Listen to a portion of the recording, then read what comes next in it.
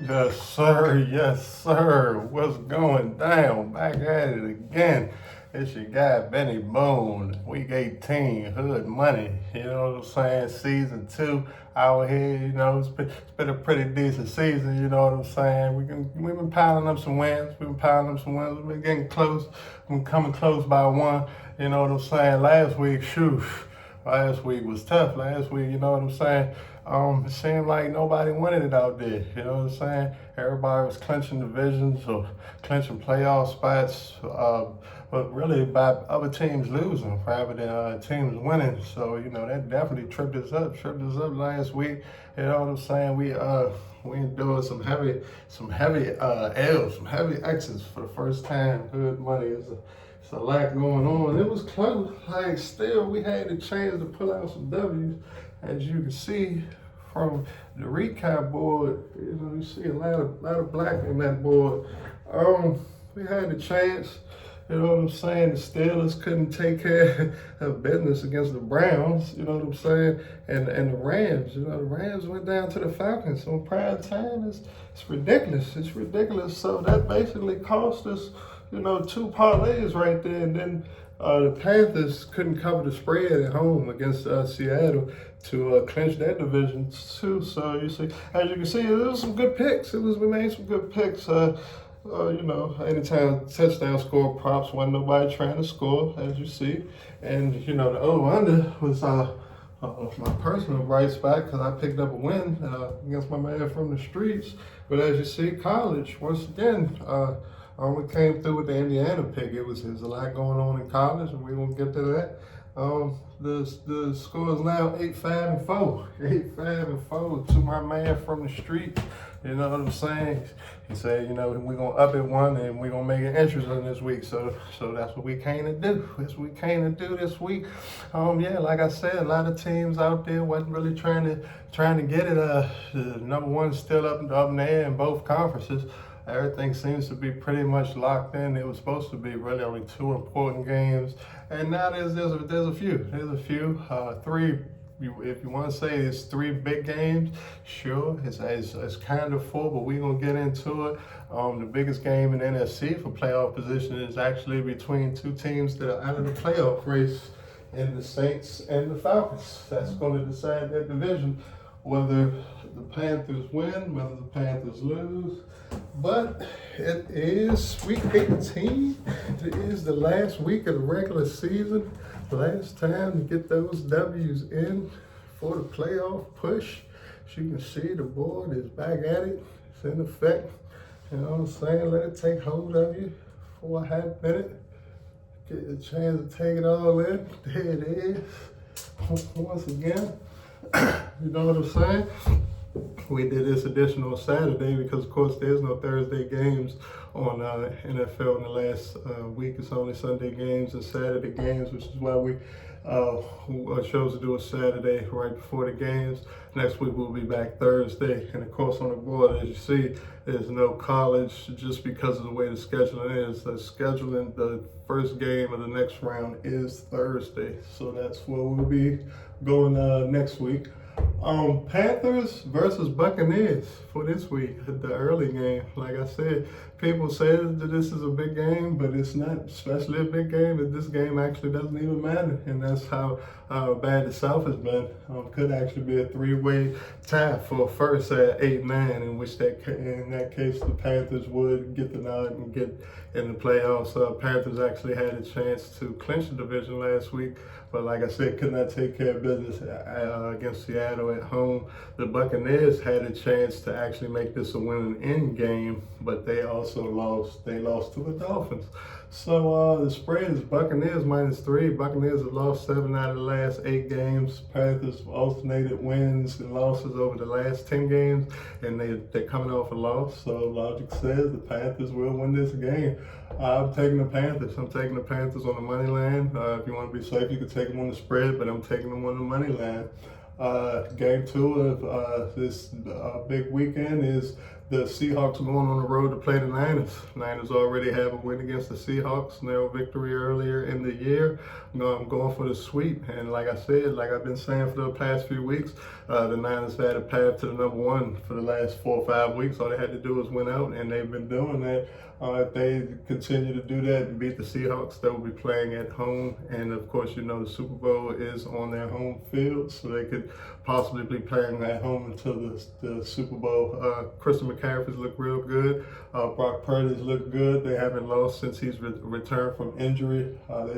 They're going to hopefully be getting some weapons back, and Trent Williams and George Kittle still have a plethora of injuries on the offensive and defensive line, but they've been making it work. Seattle, this is a big game for Sam Darnold. Same situation last year, had a chance at the last week of the season to get the number one seed and lost. His Vikings lost to the Lions last year. This is pretty much the same scenario. Get the win, get the home, get the loss, roll for the playoffs. They've been looking pretty good. That two-headed running back monster, Charbonnet and Kenneth Walker, has really been working for them. And of course, with Njigba and Cup back there, and Barner and those guys, they should be ready to go. They should be ready to go. It should be a tight matchup. It's a divisional matchup. I look for the Niners to win this game. They're not favorite, but I do think that they're going to win at home, keep it rolling, and go right into the playoffs as the number one seed. All right, the next matchup is actually a big matchup, and that's the matchup I was speaking about previously, of the Saints going on the road to play the Falcons. Both teams have come on pretty strong during the last few weeks of the season, which is why the South looks a lot tighter than it did a few weeks ago. Kirk Cousins has looked pretty good out there. They're trying to get their money's worth since Penix has been hurt. Bijan Robinson has been catching fire lately on the Saints end. The Saints, Tyler Slow, looks like they might be going with him going forward. He's strung together some wins, made the Saints competitive in a lot of games. It's a tight spread for the divisional matchup. I'm going to take the Falcons. I'm going to say the Falcons keep it rolling. They win at home. They show that they, are playoff team and are capable of making it, and will look to be in better shape for next year. But for this year, yeah, I'm going to take the Falcons on the money line. I would also take the Saints in the points if I had to make that bet. All right, our next matchup will be the Browns going on the road to play the Bengals. Shedeur Sanders trying to pick up his second win as a pro. And the Bengals, just trying to play the season out, just trying to put together some good things. They picked up that win last week.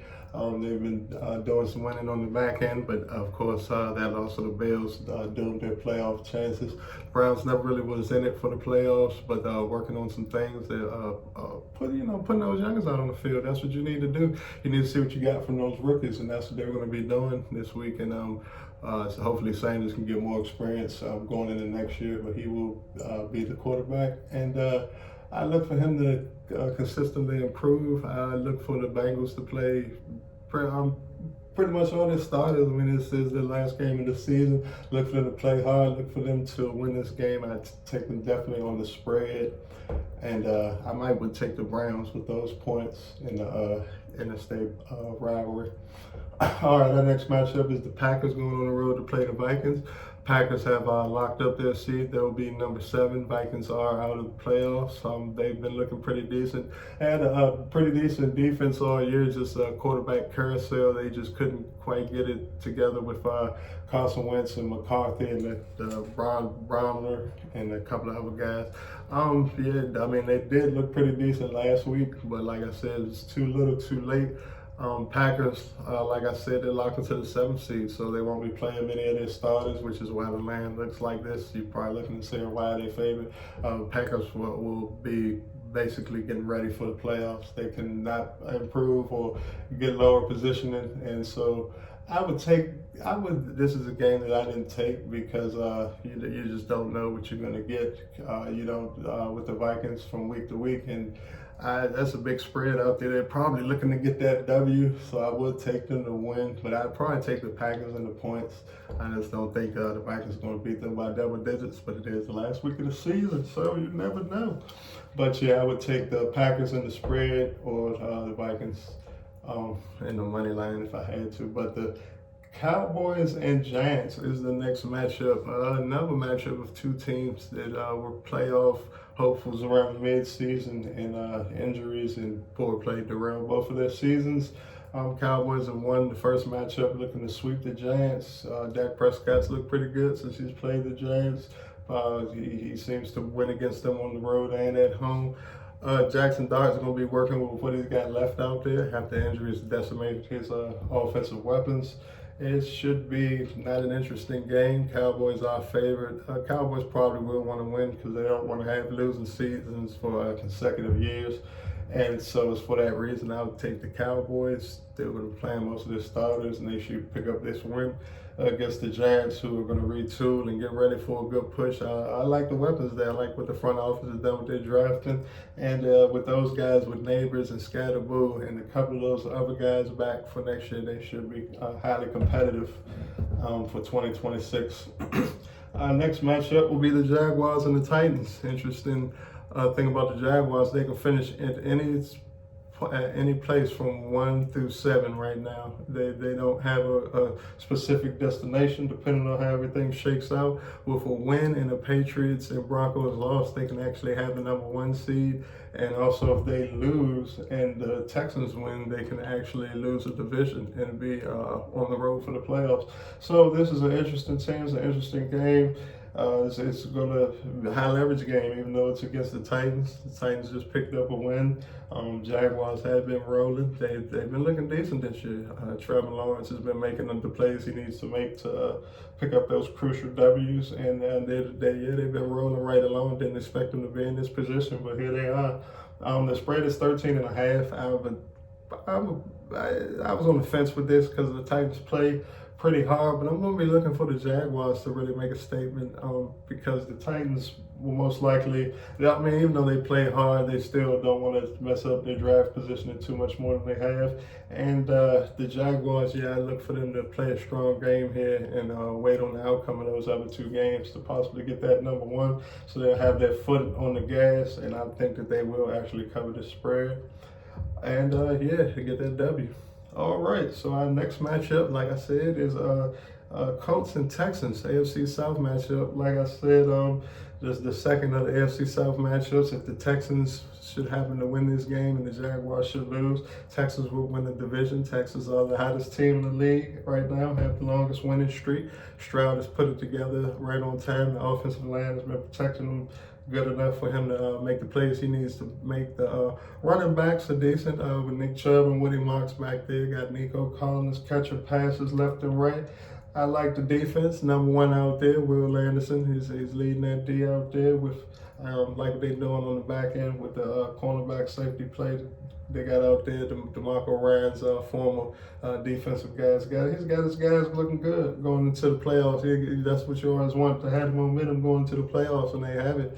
The Colts, the opposite end of the spectrum. They've lost every single game after being 8-2. They were eliminated last week and have nothing to play for this week. It's amazing. It's one of those historic collapses. They did lose Daniel Jones for the season, which was a big reason. Phillip Rivers couldn't pick up any wins. They'll be going with Riley Leonard this week. Riley Leonard was just in the championship game for Notre Dame last year. One of the best quarterbacks coming out of that draft last year. I like him a lot. Want to see what he's going to do. I do like the Texans he put Leonard in a bad spot with this number 1 D that he'll be going against. And I like the Texans to cover. I like the Texans to cover this spread. And like I said, both these games will be playing simultaneously, so both of these teams will probably be trying to do everything they can to get that W and see how the rest of the week plays out. All right. Here we go. All right, our next matchup is the Jets and the Bills. Jets going on the road to play the Bills. Going to keep going with Cook as their quarterback. He's been looking decent since they've inserted him. Phil's season is over, and also the backup they had, they just even one of those quarterbacks weren't going to do too much of nothing. Him or Taylor, so. Going with Cook and the Bills, they'll be playing some of their starters, not all of their starters. They're really going to get looking for a playoff position. And even though with a win they can improve, maybe possibly locking that 5 seed. They are favored at home. They coming off a loss. They just, they haven't really put the wins together they need to put together at the end of the season. But they are in the playoffs, and anything can happen when you got Josh Allen and Cook and Keon Coleman and Khalil Shakir and the rest of those guys with that defense out there. So I like I said, they're my pick to make it out of the AFC, and they're my pick to win this game. I would take them both on the spread and the money line to probably take care of the Jets. Jets haven't done too much this year. All right, our next matchup will be the Lions and the Bears. Looked like probably a bigger matchup a few weeks ago, but the Lions, they couldn't get enough wins to put themselves in a playoff spot. The Bears looking pretty decent right now. They have the number 2 seed.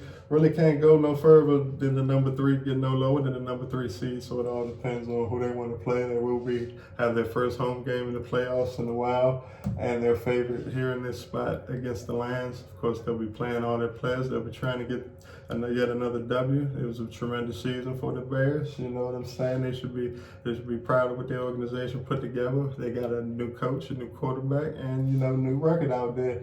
And the Lions, they had a pretty decent season after finishing last season on top of the NFC. Hey, I mean, you get that number 1 schedule the next year, and sometimes it just didn't work out, especially with the way their division was. Division was tough this year, so nothing to be ashamed about with the Lions. I don't see them putting together enough to get this win on the road. I do see the Bears winning this game and maintaining that number 2 seed and keeping that on the way into the playoffs. All right, our next matchup will be the Chargers and the Broncos. Chargers, well, I know one of those teams not going to be playing a lot of their starters, and including their quarterback. I'm going to be resting him. He has the broken throwing hand, so you do want to get him some rest heading into the playoffs. And then there's the Broncos, who have been winning but not been covering spreads. Fun fact, the Chargers are undefeated in their division and trying to go undefeated in their division for the first time since they were in that division. It's going to be a tall task. They're going to Denver. Like I said, if Denver wins, they get the number 1 seed, home field throughout the playoffs. And of course, if they lose and the Patriots win, the Patriots get it. And if them and the Patriots lose and Jacksonville wins, and Jacksonville get it. But if they all would lose and the Broncos will get it still by default. I don't really see that happening. The chance of that happening is real low. I definitely see the Broncos winning this game. I don't see them covering the spread because they haven't covered the spread all year. And it's for that reason I would take the Chargers to cover the spread, but the Broncos should definitely win this game. All right, this is a matchup I didn't bet on because of the disappointment of the Chiefs this year. They're going on the road. They're going to play the Raiders. The Raiders, pretty much what I expected them to be. Got some wins. Didn't really put it all together. Still need some front office work out there to get themselves together. And I wasn't really high on that quarterback coaching combination. Carroll is a good coach, but Geno Smith is average at best, and they need an exceptional quarterback out there if they want to continue going forward.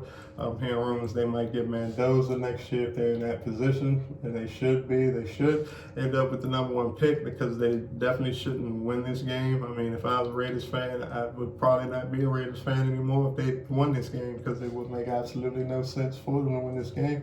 On the other side, the Chiefs just trying to finish out the string. Just broke a lot of streaks this year. Didn't win a division, not going to the playoffs. Not going to have a winning record, but I'm trying to get close with another W. They're going to roll out that quarterback a little calm one more time, see what he can do. And of course, the Raiders are going to roll out the pieces they have left. Shouldn't be that interesting of a game. Look for the Chiefs to win this game. Yeah, I would just I wouldn't bet on this game, but I'd take the Chiefs just because the Raiders definitely should not win that game. All right, our next matchup will be the Rams-Cardinals. Rams playing at home, lost the chance to get that number 1. Couldn't forget enough W's. Took that loss last week to the Falcons of all teams, and that would have shook things up a lot better, making that number 1 gettable for them. But as it stands, they'll most likely be locked into the number 5 seed. Playing the Cardinals. Cardinals are going nowhere fast. Brissett did some things in the wake of Kyler Murray being benched and possibly not playing for Arizona anymore for his career. A lot of things up in the air out there in Arizona. They got a lot of work to do out there. And, that's a tough division. So, yeah, they're going to need to draft well and get a couple of crucial free agents to continue going further. forward for this game. I'm going to say the Rams just roll over these guys and get this win. Sean McVay is going to play all his starters, which it makes sense because they such a poor performance last week. I would have did the same thing. He's going to put them out there. He's going to make them, perform, and he's going to make them execute so they can be ready for the playoffs. Look for the Rams to win this game by double digits. I took them on the money line. I would take them on the money line and the spread. All right, our next matchup, Dolphins going on the road to play the Patriots. Patriots been covering spreads all year. One of my favorite teams this year to bet on because they always have been covering the spreads and the wins. The Dolphins, you know what I'm saying, came on late. One of those teams that tried to put together some wins and had an outside shot a couple weeks ago of making the playoffs, but like I said, couldn't string together the W's to make that scenario a reality. They'll just be playing this last game out, still fighting for their coach's job. They're going to be rolling with the players they got left out there that are reasonably healthy to play. Patriots will be playing all their guys as they'll be looking to win this game and have the Broncos lose. Depending on what the outcome looks like of that game, the Patriots could pull their starters early, which is why this spread is going to be kind of shaky. I went on ahead and took the Patriots just because they've been covering spreads all year, and the Dolphins, even though the Dolphins have played tough, I just see the Patriots going ahead and getting this and getting that momentum heading into the playoffs. So I would take the Patriots tentatively on that 11.5, which leads to the game before the last big game was the Commanders and the Eagles. The Eagles just mopped the floor with the Commanders a couple weeks ago, and then proceeded to lose. And once again, they have the Commanders again. Looks like they will pretty much do the same thing, although they won't be playing a lot of their starters because they're pretty much locked in to their seeding. They really can't do too much more than they have right now. But they will still be trying to get momentum heading into the playoffs. Commanders, wild season, had a lot of primetime games, had international games, had the fans and the media had a lot of faith in them, but they didn't work out well. They need some offensive line help immediately. That's what they should be drafted. Since it's a weak quarterback draft and they already have a quarterback, should actually want to protect that quarterback. It would make sense to me. I mean, that's just me. But, for this game, they'll be, rolling out. Jaden Daniels will not be playing in this game. They'll be rolling out probably a combination of quarterbacks and, trying out the young guys, seeing what they got. I see the Eagles winning this game at home, as they usually win games at home, whether they have their full complement of starters or not. I take the Eagles both on the money line and on the spread. So leads us to the last big game. It's really only two big games. It's the Seattle game versus the Niners and the Ravens Steelers. I mean, all these other games are mostly for positioning. Ravens, picked up a big win last week and then couple it with the Steelers losing to the Browns. Steelers lost to the Browns with a chance to clinch the division. It was that type of week. A lot of teams just didn't win it, just would not get that win to push them over the top. So now this game actually matters. If the Steelers would have won, they would have clinched. They'd have got the rest for a week. The DK Metcalf suspension wouldn't have mattered because, he would be ready for the playoffs. But as it stands, now the game does matter. The DK Metcalf suspension looms big because they don't really have a lot of offensive firepower, and that was their biggest weapon. They're going to be leaning on the defense and the offensive line in that running game, hopefully to get them a spark, put some points up, and Aaron Rodgers hopefully can move the chains enough. Raiders defense has steadily improved over the past few weeks. First, they were just giving up points 100 miles an hour, including that first game, but this should be a different game. Lamar Jackson will be back. I've been saying it a long time. They just came out in the media that Lamar Jackson doesn't, he takes naps. He doesn't really study like he needs to. He doesn't have the will. He doesn't have that championship mentality. And that's what I was alluding to earlier in my podcast. Because my favorite quarterbacks, no matter whether they're winning or losing, when you cut to them, their head is down. They're in the board, they're in their pad. They're looking at the plays. They want to see what's going on. They want to see what adjustments they need to be made. Every time I watch watching Lamar Jackson. He's just sitting over there laughing, smiling, high-fiving. And then in that game they lose, they got this sad face. It's because you didn't adjust. Like, you got to make adjustments during. I never understood him. He's got a lot of talent, but I've been saw the same stuff. So, and it came out, he tried to defend himself. But, when that type of stuff comes out, it's got to be true. Plus the fact that I already alluded to it months ago. So he will be out there though. Derrick Henry has been the bell cow. I think it's a shame that he's going to waste his final years. So you thought King Henry would have got a title with a competent quarterback and a good team, but that doesn't seem to be the case. They get snake bitten every time since he's been there, but he's been strong. He's been racking up touchdowns and yards the past few weeks. I feed him the ball, and I would lean on him more than Lamar Jackson. And if they do that, they should pull this win out. I like the Ravens. The bookie likes the Ravens. I think the Steelers can hang in there with the defense. They should be getting T.J. Watt back, the leader of that defense, so that'll be big for them. But I think in the end, the Ravens make enough plays to win this game and ultimately win that division and go ahead to the playoffs. So that's my pick. I'd take the Ravens on the money line, or I would take the Steelers and the points on that game. All right. Here we go. Here we go with our parlay segment.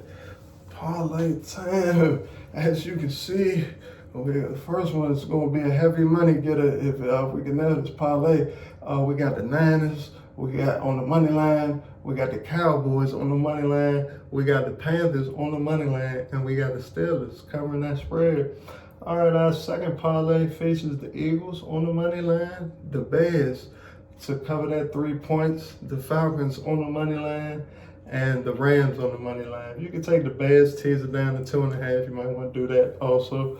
On parlay 3, we took the all big spreads right there. We think we can nail it. We think we've been looking at it long enough. We're going to take the Patriots on the spread. We're going to take the Chargers on the spread. We're going to take the Jaguars on the spread. And we're going to take the Texans on the spread. And for our fourth parlay, we're going to come back and we're going to go with the Niners on the money line, the Rams on the money line, the Bills on the money line, the Ravens on the money line, and we're going to close that out with the Bengals on the money line. All right.